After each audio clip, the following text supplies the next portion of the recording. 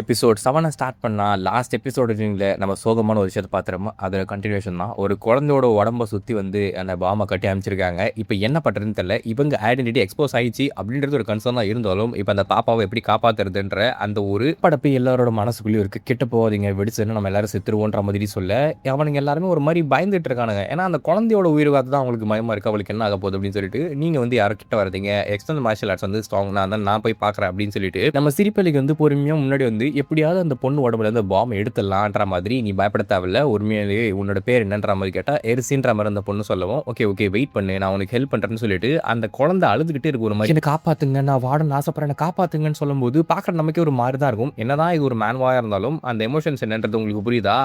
அவளை காப்பாத்துறது ஆக்சுவலா அங்கே வந்திருப்பான். ஆனா அவ தொட்ட அடுத்த செகண்டே தூரத்துல இருந்து அந்த பாம்பை ஆக்டிவேட் பண்ணிட்டானுங்க போல, அது எரிய ஆரம்பிக்குது. டே இங்க இருந்து தப்பிச்சு போங்க, அந்த குழந்தைய காப்பாத்துங்க அப்படின்னு சொல்லி முடிக்கிறதுக்குள்ளே அது ஒரு செகண்ட் கூட ஆகல, செகண்டுக்கும் கம்மி தான். அதுக்குள்ள பிளாஸ்ட் ஆயிடுச்சு. பார்த்தாக்கா அந்த புகையெல்லாம் கலைஞ்ச பிறகு அந்த குழந்தையோட கை மட்டும் தான் இருக்கும். இவ மார்ஷியல் ஆர்ட்ஸ் எக்ஸ்டர்னல் பாடி ஆர்ட்ஸ் யூஸ் பண்றதுனால இவளுக்கு எந்த ஒரு டேமேஜும் ஏற்படல. பட் அன்பார்ச்சுனேட்லி அந்த குழந்தைய காப்பாற்ற முடியல. ஒரு மாதிரி மனசெல்லாம் காயமா இருக்கு. ஆனாலுமே அந்த கோவத்தில் அடக்கி வச்சுக்கிட்டு அந்த பரதேசி நாய்களை போட்டு நம்ம செருப்பால் அடிக்கணும். அவனுங்கெல்லாம் வந்து இந்த ஹியூமன்ஸாவே கன்சிடர் பண்ணக்கூடாது, அப்படியே கதற கதற சாவடிக்கணும். அப்பதான் இந்த ஆத்மா வந்து சாந்தி அடையும் அப்படின்ற மாதிரி சொல்லி இவங்கெல்லாம் சண்டை கிளம்புறாங்க. ஒரு மாதிரி எக்ஸ்ட்ராவான பூஸ்ட் ஆயிடுது உங்களுக்கு. ஆக்சுவலி அந்த கட்டி அனுப்பும் போதே உங்களுக்கு தெரிஞ்சிருக்கும் லொகேஷன் எக்ஸ்போஸ் ஆயிடுச்சு அப்படின்னு சொல்லிட்டு.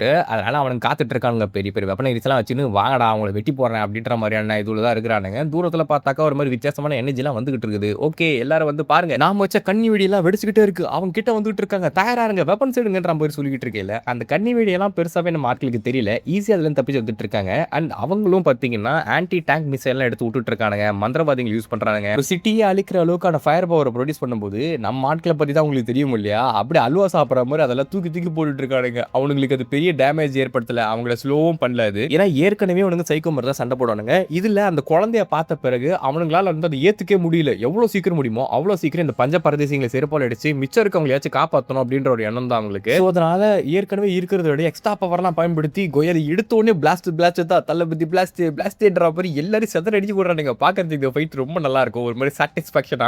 ஒருத்தனையும் அப்படியே போட்டு புளிஞ்சு எடுக்கும் போது அப்படிதான் அடிங்க அடிங்க அப்படின்னு சொல்லிட்டு இந்த தியேட்டர்லாம் பார்த்து நம்ம குதூகலமா இருக்கும் பார்த்தீங்களா, அந்த மாதிரி குதூகலமா குத்து விடும் அந்த இடத்துல. டமால் டிமால்னு பட்டாசு மாதிரி எங்க பிளாஸ்ட் ஆகிட்டே இருக்கையில போற வேலை எல்லாரும் வெட்டி போட்டு போயிட்டே இருக்கானுங்க. ஒருத்தனை கூட உயிரோட விடல. இந்த கருணையை பார்க்க மாட்டானுங்க, சரண்டர்லாம் கிடையாது. உங்க எல்லாரும் வந்து அப்படி டிரண்டர் தான். லாங் ரேஞ்சில் அட்டாக் பண்றானுங்க, ஹெவி மிசைல் அடிக்கிறானுங்க, ஸ்னைப்பர் இருக்கிறானுங்க. எவனையும் சும்மா வர்ற மாதிரி இல்ல, எல்லாத்துக்கும் பிளாஸ்ட் தான் அந்த இடத்துல.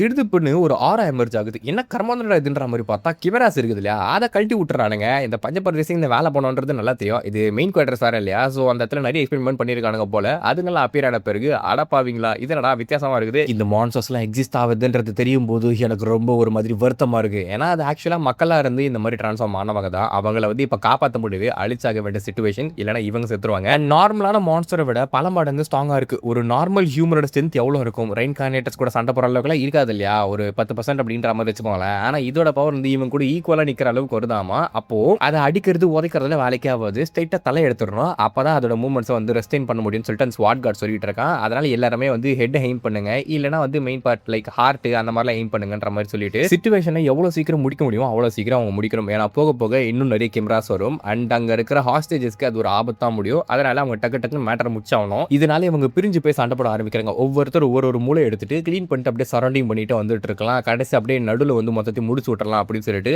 ஆளுக்கு பறந்து அடிக்கிறானுங்க. எல்லாம் அடிச்சு முடிச்ச பிறகு பசங்க எல்லாம் கேதர் ஆனா, என்னடா இது வேஸ்ட் பீஸா இருக்கு, அவ்வளவு ரீசர்ச் பண்ணி இன்வெஸ்ட் பண்ண பிறகு இந்த டம்மி பீஸங்களை வெட்டுன்றதை ப்ரூவ் பண்ணிடுச்சு அப்படின்னு ஒருத்தன் அந்த இடத்துல பறந்துட்டு பேசிட்டு இருக்கான். இவன் தான் இந்த ஹெட் குவார்டர்ஸ் ஆட்சி செஞ்சுட்டு இருக்க மந்திரவித்த முந்திரி. அவன் சொல்லியிருப்பாங்க பாத்தீங்களா, அவனோட பேர் தான் ஜஹாராமா. இந்த இடத்துல அப்சல்யூட் பவருக்கு நான் ஒரு சர்வெண்டா இருக்கேன், இந்த கரப்டட் ஹியூமன்ஸை அழிக்கிறது தான் எங்களோட டெஸ்டினிஷன்களால நீங்க பயன்படுத்தப்படுறீங்கிறது கூட தெரியாம முட்டாள்தனமா பிஹேவ் பண்ணிக்கிட்டு இருக்கீங்க, உங்க எல்லாருக்கும் ஒரு முடிவு கட்டுறேன் அப்படின்னு சொல்றானுங்க. சோ இவங்களோட கோலுமே இந்த இடத்துல ரிவீல் ஆயிடுச்சு. இந்த ஒட்டுமொத்த உலகத்தை அழிக்கணுன்ற மாதிரி தான் ட்ரை பண்ணிட்டு இருக்கானுங்க போல. உங்களோட சக்திகள் நீங்க தப்பா ஹேண்டில் பண்ணிட்டு இருக்கீங்க, சோ எங்களோட பாதையில யார் இருந்தாலும் அவங்களோட உயிர் எடுக்கிறதா என்னோட வேலை அப்படின்னு அவன் ஒரு மாதிரி மந்திரவித்த முந்திரி வேலைங்கெல்லாம் காட்டிக்கிட்டு இருக்கையில, இது அப்சல்யூட் பவரா, நீ ரெனோஸை பத்தியா பேசுற அப்படின்னு நம்ம ஐஸ் விச் கேட்கையில, ஓ அவரோட டூ ஐடென்டிட்டி தெரியுமா அப்படின்னு உன்னை உயிரோட விட முடியாது, கண்டிப்பா உன்னை கொன்னே தீரணும்னு சொல்லிட்டு இவன் என்ன பண்றான்னா, இறந்து போனவங்க இருக்காங்க இல்லையா, அவங்களை கிமராசா மாத்தி விட்டுருப்பானுங்களா, அதே மாதிரி இன்னும் சில பேரையும் மாத்தி விட்டுருக்காங்க. ரெயின்கார்னேட்டர்ஸை மாத்தினாங்க போல.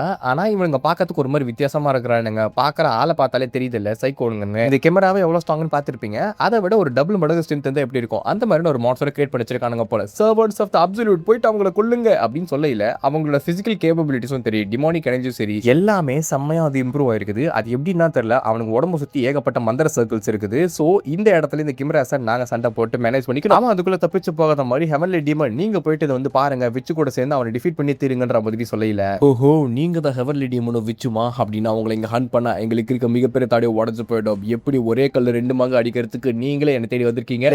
ஆடு தானா வந்து தலையை கொடுத்து வெட்டுன்னு சொல்றது அந்த ஆடு நாங்க இல்ல, நீ தான். இப்போ உன் தலை வெட்டு உழும்பார் அப்படின்னு இவங்க 2 பேர் ஏர்லயே பறந்துட்டு அவங்க கூட சண்டை போறதுக்கு தயாராயிட்டு இருக்காங்க. அவங்களுக்கு கிமராவா மாத்தணும்னு சொல்லிட்டு அந்த ஆளுக்கு ஒரு கோல், என் பேரு பட்டாசு பாலு அப்படின்ற மாதிரி பேசிட்டு இருக்கல. அவனுக்கு நம்ம ஹீரோ ஒரு கிக்கு கொடுக்க அதோட சேர்ந்து ஐசிச்சும் மந்திரத்தெல்லாம் போட்டு அவனை அப்படியே பிளாஸ்ட் பண்ணி விட்டுட்டு இருக்கா. இது நார்மலா ட்ரெயின் கேரக்டர் இருந்தா அந்த இடத்துல செத்து போயிட்டு இருப்பாங்க. ஆனா அவனுக்கு ஒண்ணுமே ஆகல. பார்த்தா சட்டையெல்லாம் கழட்டி போட்டு ஒரு மாதிரி ஜிம்பா மாதிரி ட்ரெஸ் போட்டு வந்துட்டு இருக்காப்ல. ஒரு மாதிரி வித்தியாசமான ஸ்டைலா இருக்குது, பாக்கிறதுக்கு ஆளு காமெடியா இருக்காரு. ஹெவன்லி டீமன் ஐஸ் விச், நீங்க 2 பேரும் ரொம்ப கான்ஃபிடென்ட்டா இருக்கீங்க. ஆனா அந்த கான்ஃபிடன்ஸ் எத்தனை நாளைக்கு வருதுன்றத நானும் பாக்குறேன். உங்களோட அழிவு நெருங்க வேண்டிய நேரம் வந்துருச்சு அப்படின்னு டார்க் பைண்டிங்ன்ற ஒரு பவரை பயன்படுத்துறான். அந்த டார்க் பைண்டிங் பண்ணும்போது சுத்தி பாத்தீங்கன்னா ஹீரோ சுத்தி டென்டக்கிள்ஸ் மாதிரி அப்பியர் ஆகி பிடிக்க ட்ரை பண்ணி இவன் டாச் பண்ண ட்ரை பண்றான். ஆனாலுமே அது பிடிச்சது. ஐயா என்ன கர்மட்டா இது அப்படின்னு சொல்லிட்டு அதை உடைக்க ட்ரை பண்றாப்ல. பார்த்தா அதை சரியா அவனால உடைக்கவே முடியல. சரி இவனுக்கு ஹெல்ப் பண்ணலாம் ஐஸ் வச்சு ட்ரை பண்ணும்போது உனக்குமே ஒன்று வச்சிருக்கேன்னு அப்சல்யூட் கிராவிட்டின்னு ஒன்று போடுவான். பார்த்தா மேல இருந்து ஒரு கிராவிட்டி சப்ரஸ் பண்ற மாதிரி அவளோட மானாவை டிஸ்டர்ப் பண்ணி அவளை வந்து மந்திரத்தை பயன்படுத்த விடாத மாதிரி ஸ்டேஜுக்கு தள்ளி விட்டுருது. இவங்க 2 பேரும் கொள்றதுக்கு ஆல்ரெடி பிளான் போட்டு வச்சிருக்கான் போல. ஹீரோக்கு இன்னும் கொஞ்சம் டைம் தேவைப்படுது அந்த ரிஸ்டைன்மெண்ட்ல இருந்து உடச்சிட்டு வெளியே வரணும் அப்படின்னா. ஆனா அதுக்குள்ள அவன் என்ன பண்றான்னா இன்னும் சில டென்டக்கிள்ஸை சமன் பண்ணி அவனை கொன்னுலாம் ஒட்டு மொத்தமா அப்படின்னு சொல்லிட்டு அப்படியே போட்டு ஒரு அடி அடிக்கிறாப்ல. அவனுக்கு என்ன பண்றதுன்னு தெரியல அப்படின்ற மாதிரி தான் முதல்ல காமிச்சிருப்பாங்க. ஆக்சுவலா வேணும்னே தான் அந்த இடத்துல நின்றுட்டு இருக்கான். நல்லா இருக்குப்பா இந்த ஃபைட் வர்த்து தான், போட்டு செம்மையா சண்டை போடலன்னு சொல்லிட்டு அதெல்லாம் மொத்தமா சேர்ந்து அடிக்கும் போது அவள் தான் செத்துட்டாப்ல ஹெவன்லி டீமனும். அவனுக்கும் லிமிட் இருக்குன்னு நினைக்கிறேன். ஏன்னா இந்த வாழ்க்கையில அவன் முழு பவர் அட்டைன் பண்ணல இல்லையா அப்படின்னு இந்த ஜோபிக்குன்னு நினைச்சு சிரிச்சுக்கிட்டு இருக்காப்ல. ஆனா அவன் சிரிப்பெல்லாம் உடைக்கிற மாதிரி நம்ம ஹீரோ அதுக்காக தான் காத்துட்டு இருந்தான்றது அவனுக்கு அப்புறமா தான் புரியுது. கௌஷ் அவன் தப்பிக்க முடிஞ்சாலும் தப்பிக்காத மாதிரி வேணும்னு அந்த இடத்துல உட்காந்துட்டு இருக்காப்ல. ஏனென்றால் அவனுக்கு அந்த மாதிரி இன்ட்ரெஸ்டிங்கான ஃபைட்ஸ் எல்லாம் ரொம்ப பிடிக்கும் போல. ரசிச்சு ருசிச்சு ஒரு பிரியாணி எப்படி சாப்பிடுமோ அந்த மாதிரி இன்ச்சு பை இன்ச்சு ரசிச்சு சண்டை போடுறாப்ல. நம்ம ஹீரோட வெப்பன் ஒன்று காட்டுவாங்க பாத்தீங்களா, ஒரு மாதிரி இன்விசிபிள் ஸ்வாட் மாதிரி இருக்குல்ல. இதுதான் வந்து அவனுக்கு புதுசா கொத்த வெப்பனாமா. அது பேர் என்ன கர்மாதரல நமக்கு தெரியல. ஆனா அந்த கண்டென்ஸான மானாவே வந்து வெட்டி போடுதுன்னா அது ஒரு பவர்ஃபுல்லான வெப்பனா தான் இருக்குது. வெப்பனானே டவுட்டா தான் இருக்குது. ஏன்னா பாக்கிறதுக்கு ஒரு மாதிரி அது ஃபேட் ஆன மாதிரி தான் இருக்கு. இந்த ஓவர்லே பண்ணாங்க பார்த்தீங்களா அந்த மாதிரி சொல்லிட்டு அவனோட கையில இருந்து அது எமிட் ஆயிட்டு இருக்குது. இவன் ஃபிஸ்ட்ல இருந்து பர்ன் ஆகிற அந்த பவர் இருக்கு இல்லையா, அது சாதாரணமான வெப்பன் கிடையாதுன்றத அவன் புரிஞ்சுக்கும் போது ஹீரோவுமே அதை வந்து அன்லிமிட்டடா யூஸ் பண்ண முடியாது. ஏன்னா அது அவனோட பாடி ஃபுல் பர்னிங் எஃபெக்டும் கொடுக்குது. அண்ட் நிறைய டிமானிக் எனர்ஜி மெயின்டைன் பண்ணிட்டு இருக்கு. ஸோ ரொம்ப நேரத்துக்கு ஆனால் மெயின்டைன் பண்ண முடியாது. முடிஞ்ச அளவுக்கு சிங்கிள் ஸ்டைக்ல இதை ஃபினிஷ் பண்ணலான்னு சொல்லி மறுபடியும் அந்த பவர்ஸை கேதர் பண்ண ஆரம்பிக்கிறாப்ல. இவனுக்கு நல்ல டிஃபென்ஸ் இருக்குது. ஸோ ஃபேட்டல் ப்ளோ கொடுக்கணும் அப்படின்னா அந்த டிஃபென்ஸை உடைக்கிற மாதிரி நம்ம சண்டை போட்டாகணும். இந்த இடத்துல ஐஸ் வச்சுமே வந்து அந்த இடத்துல உட்காந்துட்டு இருக்கா. எப்படி இவனை வந்து டைவர்ட் பண்றதுன்ற மாதிரி ஹீரோ யோசிக்கும் போது, தம்பி எனக்கு கொல்லணுன்ற இன்டென்ஷன் எனக்கு இங்க வரைக்கும் அந்த ஆறா தெரியுதுப்பா, அவ்வளவு சீக்கிரமா ஒன்று முடியுமா? ஆனா அதுக்கு முதல்ல டிஸ்டன்ஸ் நான் கிரியேட் பண்ணிட்டு வச்சுக்கேன், உன்னால ஸ்வாட் வச்சு ஒண்ணுமே பண்ண முடியாதுன்னு தப்பிச்சு போக ட்ரை பண்ணுவான். அப்போ அவன் தப்பிக்க முடியாத மாதிரி ஐஸ் மேஜிக் அவனை ரீஸ்டைன்மெண்ட் பண்ணும். இது எப்படிடா அப்படின்ற மாதிரி பார்த்தா இவன் மந்திரத்தை போட்டு அவளை சப்ரஸ் பண்ண ட்ரை பண்ணுவான். ஆனா இவன் அவ்வளவு பெரிய மந்திரவாதிலாம் கிடையாது, அவதான் பெரிய சித்து அப்படின்னு சொல்றது இந்த இடத்துல காட்டுறான். நீ என்னதான் தில்லங்கடி வேலை பண்ணாலும் என்ன ஒட்டுமொத்தமா கண்ட்ரோல் பண்ண முடியுதுன்ற மாதிரி சொல்ல, இதெல்லாம் நான் ஈஸியா உடைச்சு போட்டுருவேன்னு அந்த ஐஸ் மேஜிக் உடைச்சு போட்டுறாப்ல. ஆனா அதை நம்ம ஹீரோக்கு கரெக்டான டைமிங் கொடுத்துது. அவன் கொஞ்சம் டைம் எதிர்பார்த்திருப்பா இல்லையா, சரி நீ இதை பிளாக் பண்றேன்னு பார்ப்போம்னு சொல்லிட்டு ஹீரோ அப்படியே பறந்து வருவாப்ல. பறந்து கூட வரமாட்டான், அந்த அட்டாக் தான் பறந்து வரும். அடிக்க அப்படியே அங்கிருந்து ஓட தேவை கிடையாது, இது டிஃபென்ஸ் வச்சு நம்ம வந்து தடுத்துடலாம், அதெல்லாம் அவ்வளவு பவர்ஃபுல்லா இருக்க போதுன்னு சொல்லி அந்த அட்டாக்கை அண்டர் எஸ்டிமேட் பண்றாப்ல. அது அவன் பண்ற மிகப்பெரிய தப்பு. என்னதான் டபுள் டிஃபென்ஸ் அவன் வச்சிருந்தாலும் அந்த ஒட்டுமொத்த டிஃபென்ஸும் உடஞ்சு போய் அவன் 2 தொண்டை வெட்டப்படுறான். இது வரைக்கும் நம்ம பசங்க ஃபேஸ் பண்ணதுல இவன் தான் ஸ்ட்ராங்கஸ்டான ஆப்போனன்ட்னு சொல்லலாம்.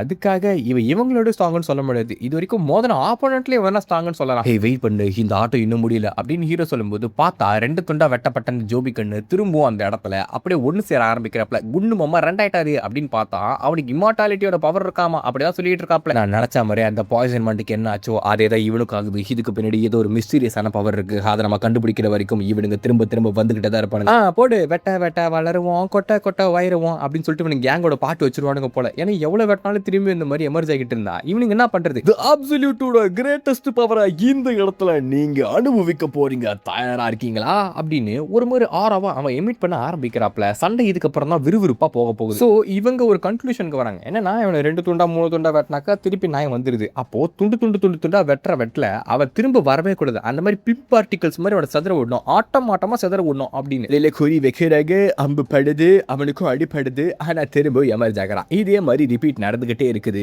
ராஜாவோ ராணியோ சேர்ந்து சண்டை போடுற மாதிரி ஹீரோவோ அவங்க அக்கா அக்காவும் சேர்ந்து சண்டை போடுறாங்க. ஆனா அவன் எவ்வளவு அடி வாங்கினாலும் திரும்பி ஏஞ்சி வச்சுட்டு இருக்கான். ஏஞ்சி வரும்போது அவனோட பவர் இன்னும் மல்டிப்ளை ஆகிற மாதிரி தெரியுது. இன்னுமே பவர்ஃபுல்லான அட்டாக்ஸ் எல்லாம் ப்ரொடியூஸ் பண்ணிட்டு இருக்காப்ல. வேலைக்காவது நீங்க என்ன அட்டாக் கொடுத்தாலும் அது வேலைக்காவது அப்படின்னு கேட்க பக்கம் சிரிச்சுக்கிட்டு இந்த கேன சண்டை போட்டுட்டு இருக்கையில நம்ம பசங்க ஹெல்ப் பண்ணலான்ற மாதிரி குறுக்கால வருவானுங்க. டேய் பார்த்து வாங்கடா, அவன் கொஞ்சம் ஜோபி கண்டு மாதிரியான வேலைங்கெல்லாம் பார்த்துக்கிட்டு இருக்கான், உங்களுக்கு என்ன சிக்கத்தை கொடுத்துற போறோம். நம்ம அசசின் பையனும் பின்னாடி ஸ்னீக்கிங் பண்ணி போயிட்டு பாய்சன் அட்டாக் ஆச்சு கொடுக்கலாம்னு யோசிப்பாப்ல. ஆனா அந்த பாய்சனே ஒர்க் ஆயிருக்காது. வெட்டுவான், அது துண்டு உளும். ஆனா அந்த இடத்துல திரும்ப ஒரு அக்க வருவான். திருப்பி பழகி போவா. அவன் டிமோனிக் ஆர்ட்லாம் பயன்படுத்தி க்ளோஸ் ரேஞ்ச் அட்டாக் கொடுப்பா. அதோட சேர்ந்து ஜாயின் பண்ணிக்கலாம்னு சொல்லிட்டு அந்த ஆண்ட்ரூ இருக்கால அவனுமே அவனோட நோ ஸ்ட்ரைக் கொடுப்பாப்ல. அப்படி இன்னும் ஒரு துண்டா போவான். ஆனாலுமே அது திரும்பவும் ஆயிட்டு தான் இருக்குது. எவ்வளோ அடிச்சாலும் திரும்ப வந்து இது சொல்லும்போது ஏன் வாயே வலிக்குதுடா. அப்ப அவனுக்கு நிலமெல்லாம் யோசிச்சு பாருங்க எந்த அளவுக்கு வச்சிருக்கோம் அப்படின்னு. சரி இப்போ இது வேலைக்கு ஆகாது, அப்போனா நம்ம வேற மாதிரியான வேலைகள் பார்ப்போம். இவன் ரெண்டு சைட்ல இருந்து அட்டாக் பண்ணுவோம், ரெக்கவர் ஆகிறதுக்கு அவனுக்கு டைமே கொடுக்க கூடாதுன்னு சொல்லி ஸ்வாட் கார்டும் அந்த அசாசின் பையன் வந்து சேர்ந்து அட்டாக் பண்றாங்க. அங்க அதோட சேர்ந்து நம்ம விச் இருக்கா இல்லையா, அவளுமே வந்து அந்த எனிமே பைண்ட் பண்ணி விட்டுறா தப்பிக்காத மாதிரி. ஃபுல்லா ஃப்ரீஸ் பண்ணும்போது அவனால வந்து அதை தப்பிக்க முடியாதுன்னு சொல்ல முடியாது. லைட்டா ஒரு சின்ன டைம் கொடுக்கல, அந்த டைம் வந்து போதும். பட் என்னதான் இவங்க அட்டாக் கொடுத்து ரெஸ்டைன் பண்ணி திருப்பி அட்டாக் கொடுத்து ரெஸ்டைன் பண்ணாலும் அதை உடச்சு போட்டு அவன் வந்து திருப்பி வந்துகிட்டே இருக்காப்ல. அவன் ஒரு டிமானிக் எனர்ஜி ப்ரொடியூஸ் பண்ணிட்டு இருக்கான். அந்த கிமரான்னு சொல்றாங்களே, அது எப்படி உருவாக்குன்றத முதல்ல தெரிஞ்சுக்கோங்க. ஹியூமன் இருக்கல, அந்த ஹியூமனுக்கு டிமானிக் பவரை கொடுக்குறாங்க. டிமானிக் பவர் அப்படின்றது வேற. நம்ம ஹீரோ டீமன் கிட்ட சேர்ந்தவன் தான். ஆனா அவன் டிமானிக் எனர்ஜி எல்லாம் பயன்படுத்தல, அவங்க இருக்க நேச்சுரல் மார்ஷல் ஆர்ட்ஸ் எனர்ஜியை பயன்படுத்துறான். பட் அது டிமானிக் எனர்ஜி தான் சொல்லுவாங்க. ஆனா ஆக்சுவலான டிமானிக் எனர்ஜிக்கும் அதுக்கும் டிஃபரன்ஸ் என்னன்னா, இந்த டீமன் எனர்ஜி இருக்கு பாத்தீங்களா, அது டீமன் ரேலம்ல இருந்து வருமாமா. அதர் வேர்ல்ட்ஸ் பவரை எடுத்துட்டு வந்து ஹியூமன்ஸ் மேல செலுத்தும் போது கிமராஸ் உருவாகுவாங்க. அதை வேற மாதிரி எக்ஸ்பெரிமெண்ட் பண்ணி தான் இவனையும் உருவாக்கி வச்சிருக்கானுங்க. அதனால தான் அவன் திரும்ப வந்துகிட்டே இருக்கான். நம்ம ஹீரோ அவனோட சுப்ரீம் பவர்லாம் பயன்படுத்தி இவனுங்க எல்லாரையும் ஃபினிஷ் பண்ணிடலான்ற மாதிரி யோசிச்சுட்டு இருக்காப்ல. அப்போ 3 பேர் 4 பேருன்னு சொல்லி எல்லாருமே சேர்ந்து அட்டாக் பண்ணிட்டு இருக்காங்க. ஆனா அந்த அட்டாக்ல தடுக்கும் போது அது வாங்கும் போது அவங்களுக்கு தெரியுது இதோட ஃபாரின் எனர்ஜி மிக்ஸ் ஆயிருக்கு அப்படின்னு சொல்லிட்டு இந்த உலகத்தோட டிமோனிக் எனர்ஜி அவன் பயன்படுத்தல, வெளி உலகத்தோட ஆக்சுவல் டீமன் சொன்ன பவர் தான் அவன் பயன்படுத்திக்கிட்டு இருக்கான் அப்படின்றது. அது மட்டும் கிடையாது, ஒரு ஹை ரேங்கிங் டீமனோட எபிலிட்டிஸ் எல்லாம் அவனுக்கு கிடைக்குன்றதுக்காக அதோட ரசத்தை இல்ல அதோட ஜெனடிக்ஸ் அதெல்லாம் வந்து மிக்ஸ் பண்ணி விட்டுருப்பாடுன்னு நினைக்கிறேன். அதனால தான் ரீஜென்ரேட் ஆகிட்டே இருக்கான். இதுதான் இதுக்கான காரணம்ன்ற மாதிரி சொல்ல. அப்ப அதுக்கான சொல்யூஷனா இவனை நம்ம அடிக்கணும். எந்த அளவுக்கு அப்படின்னா அவனால திரும்ப ஜெனரேட்டே ஆக முடியாத அளவுக்கு பீஸா வெட்டணும். அதுக்கு என்கிட்ட ஒரு பக்கவான டெக்னிக் இருக்கு. ஆனா அந்த டெக்னிக் அன்லீஷ் பண்றதுக்கு எனக்கு கொஞ்சம் டைம் தேவைப்படும். அது வரைக்கும் அவனை பிஸியா வச்சுக்கோங்க, என்கிட்ட நெருங்க விடாம பாத்துக்கோங்க அப்படின்னு ஸ்வாட் கார்ட் சொல்ல ஓகேன்னு சொல்லி எல்லாருமே கேதர் பண்ணி இந்த இடத்துல அட்டாக் பண்றதுக்கு ஒரு ஸ்ட்ராட்டஜியும் போடுறாங்க. எல்லாரும் சேர்த்து ஏதோ ஒரு பிளான போடுறீங்க போல. ஆனா என்ன பிளான் போட்டாலும் என்ன உங்களால டிஃபீட் பண்ணப்படுது, இந்தாங்க வாங்கிக்கோங்க அப்படின்னு சொல்லிட்டு அந்த டென்டகல்ஸ் வச்சு அவனை அட்டாக் பண்ணிட்டே இருக்கான். போக அதோட பவர் இன்க்ரீஸ் ஆகிட்டே இருக்குது. இவனுங்க சும்மா வர்ற மாதிரி இல்ல, அதை எப்படியாவது உடைக்க தான் ட்ரை பண்ணிட்டு இருக்கானுங்க. ஒரு பெரிய டென்டக்கல் வரும்போது அந்த ஆண்ட்ரூ பேர் இருக்கால அவன் அதை புடிச்சுக்கிட்டு டா இப்போ போற அட்டாக்கா அப்படின்ற மாதிரி சொல்ல அசாசின் பையன் அப்படியே அந்த டென்டக்கல் மேல ஏறி போக அவன் அடிக்கலான்னு சொல்லி இன்னொரு டென்டக்கல் ஓட அப்ப நம்ம மவுண்டன் கிங் இருக்கால சிரிப்பழகி அவ இன்னொரு சைட்ல இருந்து அட்டாக் பண்ண வர எல்லாருமே சேர்ந்து மெயினா இவனோட 2 கையும் எடுத்து விட்டுறாங்க. 2 கை எடுத்த பிறகு அவன் ரீஜென்ரேட் ஆகிறதுக்கு முன்னாடி அந்த இடங்களை வந்து ரீஜென்ரேட் ஆக விடாத மாதிரி நம்ம ஃப்ரீஸ் பண்ணி ஆகணும்னு சொல்லி நம்மளோட விச் என்ன பண்றான்னா ஒட்டுமொத்த பிளேஸையும் வந்து உடச்சு விட்டுறான். ஆனாலுமே அதை உடச்சிட்டு அவன் திரும்ப ரீஜென்ரேட் ஆயிடுறான். ஏன்னா இது கரமந்திரம் பிடிச்சவோ எப்படி அடிச்சாலும் வந்துகிட்டு இருக்கான்னு யோசிக்கையில நம்ம ஹீரோ மறுபடியும் அட்டாக் கொடுக்கறதுக்கு ஒரு சிரிப்பலியோட ஹெல்ப் மூலமா டபுள் அட்டாக் ஒன்று கொடுப்பானுங்க. நல்லா ஸ்ட்ரகிள் பண்றீங்க, நல்லா கோஆபரேட் பண்ணி சண்டை போறீங்க, ஆனா உங்களால என்னைக்கும் டிஃபீட் பண்ண முடியுதுன்னு அந்த ஜோபி என்ன நினைச்சிட்டு இருக்கான். இவனுங்க சேர்ந்து அட்டாக் பண்ணிட்டே இருந்தா இவனை டிஃபீட் பண்ண முடியும்னு சொல்லி தப்பா வந்து கணக்கு போட்டுருக்கானுங்கன்னு யோசிச்சிருப்பான். ஆனா அவனுங்க எல்லாரும் இவ்வளவு நேரம் பண்ணது எல்லாமே நம்ம ஸ்வாட் கார்டு ப்ரிப்பரேஷன் பண்றதுக்காக தான். அந்த டைம்க்காக வெயிட் பண்ணிட்டு இருந்திருக்காப்புல. இப்படி பீஸா துண்டா போகும்போது எப்படி பேசுறத நானும் பாக்குறேன்னு ஸ்லாஷ் ஒன்று போடுவான் பாருங்க. அந்த ஸ்லாஷ் எத்தனை வெட்டுன்றது மேலோட்டமா நீங்க பாத்திருப்பீங்க. ஆனா உள்ளோட்டமா எத்தனை வெட்டிருக்கும் அப்படின்னா பாத்தீங்கன்னா சின்ன துகள்கள் மாதிரி ஆயிடுவாப்ல. அதாவது இந்த பொடி மசாலா போடுவாங்க இல்லையா, நல்லா கொத்துக்கறி மாதிரி அவன் வந்து துண்டா சின்ன பீஸா வந்து போட்டு விட்டுருவானுங்க. அதுல இருந்து அவன் திரும்ப ரெக்கவர் ஆகி வரணும் அப்படின்னா அது வந்து ஒரு இம்பாசிபிளான விஷயம் தான். ஆக்சுவலி அப்படி அவன் ரெக்கவர் ஆனாலும் ஆகிறதுக்கு முன்னாடி அவனை ஒட்டுமொத்தமா வந்து அந்த இடத்துல ரீஸ்டைன் பண்ணி போட்டோம்னா கண்டிப்பா இந்த பேட்டில் நம்ம ஜெயிச்சிடலாம்னு சொல்லிட்டு கோல்ட் எனர்ஜியை பயன்படுத்தி ஐஸ் வச்சு ஒரு பார்ட்டிகல்ஸா ஃப்ரீஸ் பண்ண ட்ரை பண்ணிக்கிட்டு இருக்கா. அப்ப நம்ம ஹீரோ ஏதோ ஒரு விஷயத்தை சென்ஸ் பண்றாப்ல. பின்னாடி திரும்பி பாக்குறான், சிங்கர தப்பிச்சு போ அப்படின்னு சொல்லி அவ ஒரு மாதிரி சென்ஸ் பண்ணிருக்க மாட்டா போல. ஒரு பச்சை கலர் நினைச்சு அவங்களை அட்டாக் பண்ண வந்துட்டு இருக்கு. அவளை காப்பாத்தி அப்படியே தப்பிக்க வச்சிடறான். எப்படி இவ்வளவு கேர்லெஸ்ஸா இருக்கின்றது எனக்கு புரியல. எவ்வளவு பேர் அட்டாக் வச்சுன்றத பாத்தியா? ஆமா மடிச்சிரு, நான் கேர்லெஸ்ஸா தான் இருந்தா. அந்த எனர்ஜி யாரோட? தூரத்தில் பார்த்தா மாஸ்க் போட்ட மனிதர்கள் ஒரு 5 பேர் வந்து நின்றுட்டு இருக்காங்க. அதுல ஒருத்தி யாரு? அந்த ரெனாக்கா தான். உங்களுக்கு நல்லாவே தெரிஞ்சிருக்கும். ஓ அப்படியா, இன்னுமே அந்த இடத்த நம்ம ரீச் பண்ணலையா? ஆனா கூடிய சீக்கிரம் அதை பண்ணிடலாம், நல்லா க்ரோ ஆகலாம். இதெல்லாம் பேசிக்கிட்டு ஒரு கண்ணாடி போட்ட அங்கிள் அங்க நின்றுட்டு இருக்கையில இந்த பேச்சு வார்த்தையை பார்த்தாக்கா நீங்க என்னோட மாஸ்டர் ரெனோஸ், அது நீ தானே, இப்ப நீயே ஒன்னு ரிவீல் பண்ணிக்கலனா உன்னை கொல்லாம விட மாட்டேன் அப்படின்ற மாதிரி சொல்ல, ஆமா உன்னை பார்த்து ரொம்ப வருஷம் ஆச்சுல சுயா. ஆனா ஒரு டீச்சர் இந்த மாதிரி ஸ்டூடெண்ட்டை மீட் பண்ணும்போது சந்தோஷமான தருணமா இருக்கணும், இப்படி சோகமான வார்த்தைகளை நீ விடவே கூடாது அப்படின்னு அந்த கண்ணாடி போட்ட மனுஷன் தான் வில்லன்றதை ரிவீல் பண்றாங்க. அப்ப ஐஸ்விட்ச் ஏகப்பட்ட விஷயங்கள் வந்து கேட்க ஆரம்பிச்சிடறான். எதுக்கு கிம்ராஸ் வந்து கிரியேட் பண்ணிட்டு இருக்க, உனக்கு தெரியல என்கிட்ட வந்து ஏகப்பட்ட கொஸ்டின்ஸ் இருக்குன்னு சொல்லி அதில் அதுக்கு என்ன பதில் கொடுக்க போறேன்ற மாதிரி கேட்கல. உன்ன மாதிரியே தான் நானும் இந்த உலகத்துல ரீபார்ன் ஆனேன். அப்ப பெரிய பெரிய விஷயங்களை பார்த்தேன். அப்போ நீயும் பார்த்திருப்பன்றது எனக்கு தெரியும். நிறைய விஷயங்கள் சேஞ்ச் ஆன மாதிரி இருந்தாலும் எதுவுமே சேஞ்ச் ஆகல. இந்த மனுஷங்க எந்த உலகத்துக்கு போனாலும் அப்படியே தான் இருப்பாங்க. அந்த ஹியூமனிட்டியோட க்ரூவாலிட்டி அப்படியே தான் இருக்குது. மற்ற உலகங்கள் இருக்க மாதிரி இந்த உலகத்திலும் தன்னோட செல்ஃப் இன்ட்ரெஸ்ட்காக தன்னோட லாபத்துக்காக மற்றவங்கள பயன்படுத்திக்கிற மனுஷங்க ரொம்ப கேவலமான கிரீச்சர்ஸ் தான். ஸோ இந்த உலகத்தில் நான் ஒரு புது கேங்கை உருவாகி ஒட்டுமொத்தமாக அந்த மனிதர்களே மாற்ற போகிறேன், அவங்க எல்லாரையும் கொண்டு பயத்தில் ஆழ்த்த போகிறேன் அப்படின்னு சொல்கிறாப்புல. இதனால் நீ எந்த சைடு சூஸ் பண்ண போகிற, எங்கள் பக்கமா இல்லை அந்த பக்கமா? இந்த புது உலகத்தில் வாழ்கிறதுக்கு உங்கள் 2 பேருக்கும் நான் சான்ஸ் தரேன், ஆக்சுவலாக உனக்கும் தம்பிக்கும்னு சொல்லி நம்ம ஹீரோக்குமே அந்த ஆஃபர் வரும். ஆனால் நீ ஒரு முட்டாள் மைதன் ஆகிட்ட, என்னோட மனுஷத்தன்மையை வந்து ஒட்டுமொத்தமாக இழந்துட்ட, இந்த ஆஃபர்லாம் ரெஸ்பான்ஸே பண்ண முடியுது, அதுக்கான ரெஸ்பான்ஸ் உனக்கு வேணும்னு நினச்சேன்னு வச்சுக்கோயேன், அதை நானே கொடுக்குறேன்னு ஐஸ்விட்ச்லேருந்து நம்ம ஹீரோ வரைக்கும் எல்லாரும் சொல்லி அட்டாக்காக தான் கொடுக்குறாங்க. அவனும் ஒரு டிஃபென்ஸ் பேரியர் போட்டு தடுத்து விட இவளும் திரும்ப ஒரு கான்சென்ட்ரேட் அட்டாக் கொடுக்க, நீ நல்லா தான் இம்ப்ரூவ் ஆயிருக்க, ஆனால் என்னோட பவரை உன்னால என்னைக்குமே தடுக்கவே முடியாது. பாஸ்ட் லைஃப்ல இருந்து உன்னோட பவர் ஒட்டுமொத்தமாக நீ அடையலன்றது தெரியுது. பட் இருந்தாலும் உன்னோட ஏஜுக்கு நீ இவ்வளோ பவர் அட்டைன் பண்ணது ஒரு பெரிய விஷயம் தான், அதுக்கு நான் பாராட்டுறேன். வாய்ப்பேச்சு வீரன் நல்லடா, இப்போ நான் யாருன்றதை காட்டுறா பாரான்னு நம்ம ஹீரோ சும்மா விடுவானா,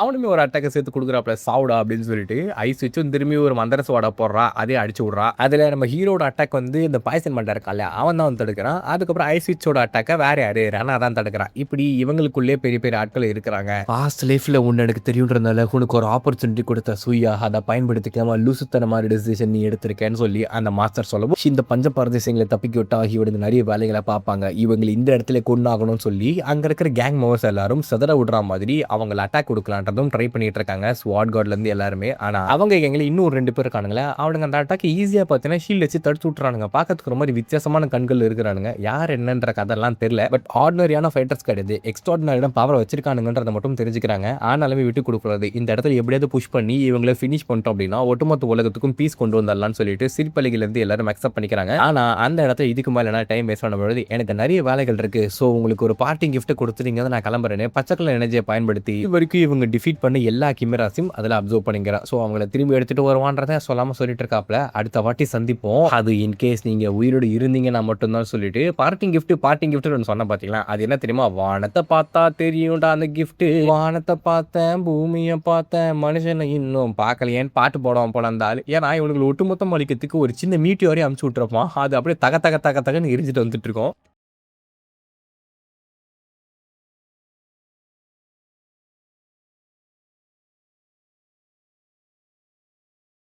இப்போது விழும் ஆஸ்ட்ராய்டை யார் தடுப்பது என்ற கேள்வி.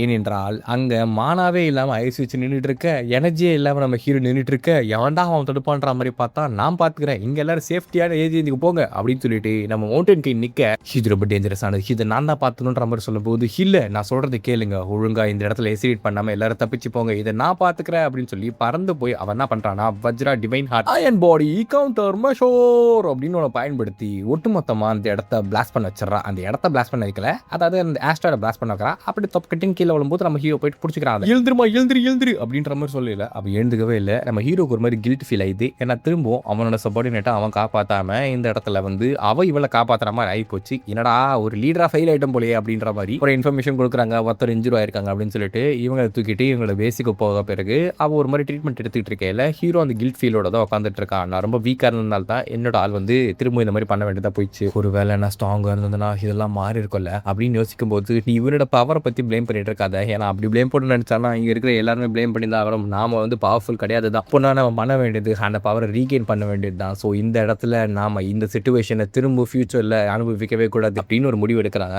அதுக்கப்புறம் பார்த்தீங்கன்னா மீட்டிங் போடையில என்ன சொல்றாங்கன்னா, அந்த ஒட்டுமொத்த ஆர்கனைசேஷனும் கலந்து போயிட்டு தான் பேசிட்டு இருக்காங்க. ஆனா அதோட மெயின் லீட்ஸான ரெனோஸும் மற்றவங்களும் காணாம போயிட்டதாகவும் பேசுறாங்க. அவங்க ஒரு மிகப்பெரிய பிளான் பண்றதாகவும் அவங்களை ட்ராக் பண்றதா இவங்களோட ப்ரையாரிட்டின்னு சொல்றாங்க. இல்லை ஹெவன்லி டீமன் அண்ட் கும்பல் வந்து நிறையவே காப்பரேட் பண்ணாங்களாம், நல்லாவே வந்து அவங்க கான்ட்ரிபியூட் பண்ணாங்கன்னு சொல்லப்படுது. ஸோ அவங்க கூட நல்ல ஃப்ரெண்ட்ஷிப்பை மெயின்டைன் பண்ணணும்னு சொல்லி ஹையர் அஃபீஷியல்ஸ்லாம் பேசிட்டு இருக்காங்க. இவங்க இன்டெலிஜென்ஸ் ஆர்கனைசேஷன் எல்லாமே நல்லாவே டெவலப் ஆகிட்டு இருக்கு. கட் பண்ணி அப்படியே அண்டர் கிரவுண்டில் காட்டினா ஹீரோ ட்ரைனிங் பண்ணிட்டு இருக்கான். அவன் தான் ஏற்கனவே சொன்னால ஒரு முடிவு எடுத்துட்டு இருக்கா இல்லையா, அவன் பவர்லெஸ்ஸாக ஃபீல் பண்ணதுனால வீக்காக இருந்ததுனால தான் அவன் வந்து அந்த சுச்சுவேஷனை வந்து ஃபேஸ் பண்ணலாம். ஸோ ஃபியூச்சரில் அப்படி ஆகவே கூடாது, எல்லாரையும் நான் ப்ரொடெக்ட் பண்ணணும் என்ன மாதிரியான சுச்சுவேஷன் இருந்தாலும். இந்த க்ளோஸ்டு டோர் ட்ரைனிங் வந்து கிட்டத்தட்ட ஒரு வருஷத்துக்கு இன்டர்னல் சேர்த்து அவனோட பவரை அடுத்த கட்டத்துக்கு கொண்டு போக ட்ரை பண்ணுவானா. அவனுக்கு டெக்னிக்ஸ் எல்லாமே எப்படி எவ்வளோ யூஸ் பண்ணணும்னு தெரியும். ஆனால் அதுக்கு போதுமான எனர்ஜி அவங்ககிட்ட கிடையாது. அதனால் இந்த எனர்ஜி இன்க்ரீஸ் பண்ணுறது தான் அந்த மேட்ரு. அதே நேரத்தில் ஐஸ் வச்சு அவரோட ஐஸ் ஆர்ட்டை கம்ப்ளீட் பண்ணணும். இவங்க 2 பேரோட மெயின் ஃபோக்கஸே தான் இன்டர்னல் எனர்ஜி இன்க்ரீஸ் பண்ணுறது, ஐஸ் ஆர்ட்டை கம்ப்ளீட் பண்ணுறது. அப்போ தான் அவங்களோட பவரில் முக்கால்வாசி அவங்களால கெயின் பண்ண முடியும். இதுக்கப்புறம் ஒரு டைம் ஸ்கிப் ஆர்க் மாதிரி ஒரு வருஷத்தை அப்படியே ஓட்டி விட்டுறாங்க. மற்றவங்களும் வந்து வெளியே ட்ரைனிங் எடுத்துகிட்டு இருப்பானுங்க. மிச்சம் இருக்க ஆட்கள்லாம் இருக்கானுங்களா வெளியே மாற்றி சண்டை போட்டுக்கிறது அப்படின்னு சொல்லிட்டு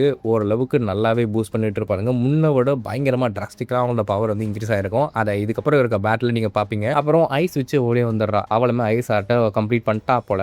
ஓகே, நம்ம ஹீரோ தான் இப்போ கடைசியாக வர வேண்டியது. அவன் வரும்போது தான் பார்க்கணும் அவன் எந்த அளவுக்கு வந்து ஸ்ட்ராங்காக இருக்கான்றதை. பார்த்தா அவன் டோரை தந்துட்டு வருவாப்புல. எல்லாருமே கேதர் இருக்கீங்க போல. ஸோ எல்லாரோட முகத்தையும் பார்த்தாலே தெரியுது. முகம் மீன்ஸ் அவங்களோட பவர் இன்டர்னல் எல்லாம் ஸ்கேன் பண்ணி பார்த்தாலே தெரியுது எந்த அளவுக்கு இவங்க வந்து வளர்ந்துருக்காங்க அப்படின்றது. இது ஒரு நல்ல growth தான். 1 year ட்ரைனிங் வந்து நல்லாவே இருக்குது. அண்ட் மற்றவங்களை விட நம்ம ஐஸ் வச்சு ஹீரோவும் வேற ஒரு ரியலமாக வந்து போயிட்டாங்க. நான் ஏற்கனவே சொன்னேன் இல்லையா, அந்த லெவல் மாதிரி அடுத்த கட்டத்தை லெவலில் தான் ரீச் பண்ணிட்டானா செம்ம ஸ்ட்ராங்காக மாறிட்டான். அவனோட ஃபிசிக்கல் கேப்பபிலிட்டிஸ், பவர் ஸ்டோரேஜ் எல்லாமே இன்க்ரீஸ் ஆயிருக்கு. இதனால அந்த இன்டர்னல் எனர்ஜி, அதுக்கப்புறம் மேஜிக்கு, இது எல்லாத்தையும் வந்து ஈஸியாக அவங்களால கண்ட்ரோல் பண்ண முடியுது. நிறைய ஸ்டோர் பண்ண முடியுது. பாஸ்ட் லைஃப்பில் யூஸ் பண்ண முடிந்த அந்த ஸ்கில்ஸ் எல்லாம் இப்பவும் பயன்படுத்த முடியுது. இவங்க வந்து ஒரு லிமிட்டோட தான் யூஸ் பண்ணிட்டு இருந்திருப்பாங்க. இப்போ அந்த லிமிட்டெல்லாம் உடச்சிட்டு போடுற மாதிரி கிட்டத்தட்ட கம்பேரிசனில் போடணும் அப்படின்னா அவங்க முன்னாடி லைஃபுக்கு ஒரு 50 to 70% அவங்க பவர் கெயின் பண்ணியிருப்பாங்கன்னு வச்சுக்கோங்களேன். இன்னுமே ஃபுல் பவர் கெயின் பண்ணல, ஆனால் முன்ன இருந்ததுக்கு எவ்வளோ ஸ்ட்ராங்காக இருக்காங்க. அண்ட் வெளியே இருந்த பசங்களும் நான் ஏற்கனவே சொன்ன மாதிரி மாற்றி ஸ்பேரிங் போட்டுருக்கிறது தான். அவங்க ஸ்பேரிங் போட்டு அவங்களோட டிஸ்அட்வான்டேஜ்லாம் இருக்கும் இல்லையா, அதெல்லாம் கவர் பண்ணுற மாதிரியான அட்டாக்ஸ் எல்லாம் கொடுத்து நல்ல destructive martial arts power, assassination skills